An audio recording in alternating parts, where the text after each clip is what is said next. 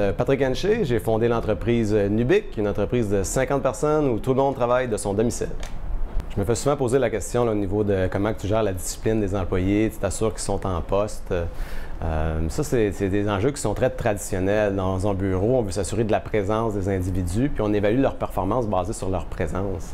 Mais on a cette chance-là dans le travail à domicile qu'on n'a pas ce piège-là.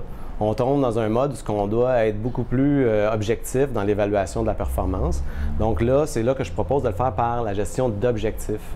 Moi, la présence m'importe peu si au final, les objectifs qui sont demandés sont atteints.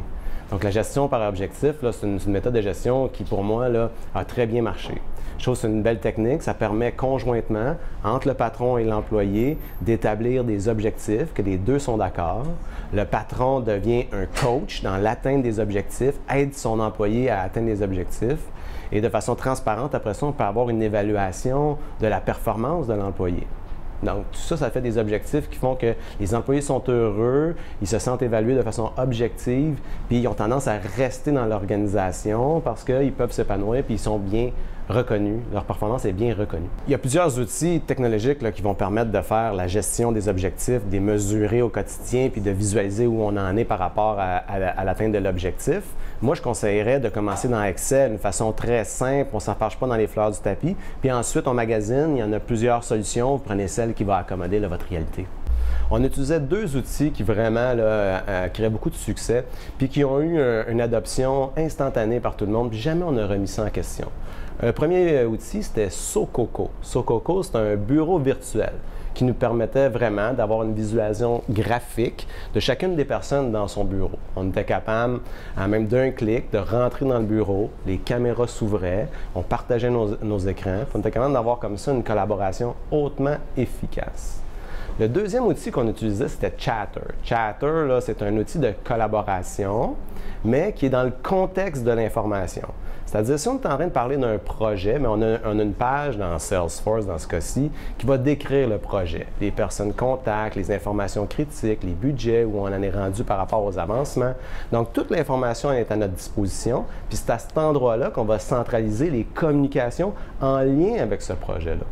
Donc, c'est toujours une communication qui est dans le contexte. Donc, ça, là, la journée qu'on a commencé à utiliser cet outil-là qui s'appelle Chatter, jamais on a retourné à l'utilisation des courriels. Ça n'a jamais eu besoin d'avoir une directive claire là, au terme de maintenant on n'utilise plus les courriels à l'interne, on utilise Chatter. Ça s'est fait naturellement parce que l'outil est supérieur, parce que les gens y ont vu la valeur là, naturellement.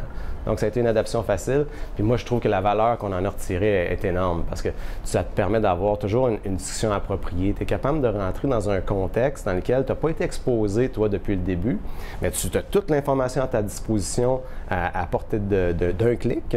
Puis, tu peux avoir l'historique de la communication. Puis, du jour au lendemain, bien, tu peux t'intégrer dans cette communication-là. Puis, bon, faire la différence. Et souvent, quand on engage les nouvelles générations, eux autres sont au fait des nouveaux outils.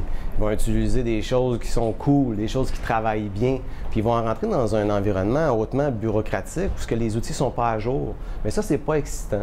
Nous, on l'a vu en ayant des bonnes technologies pour bien soutenir le travail. Les gens adoraient leur contexte de travail, puis ils en parlaient, ils devenaient des ambassadeurs, finalement, d'à quel point on était efficace dans notre travail. Donc moi, je pense que d'investir dans des outils comme ça, de TI de haut niveau, collaboratif, oui, ça peut aider à attirer des talents. Les gens talentueux vont aimer travailler de façon efficace, ils vont le reconnaître, puis ça va créer un contexte de travail où ils pourront s'épanouir.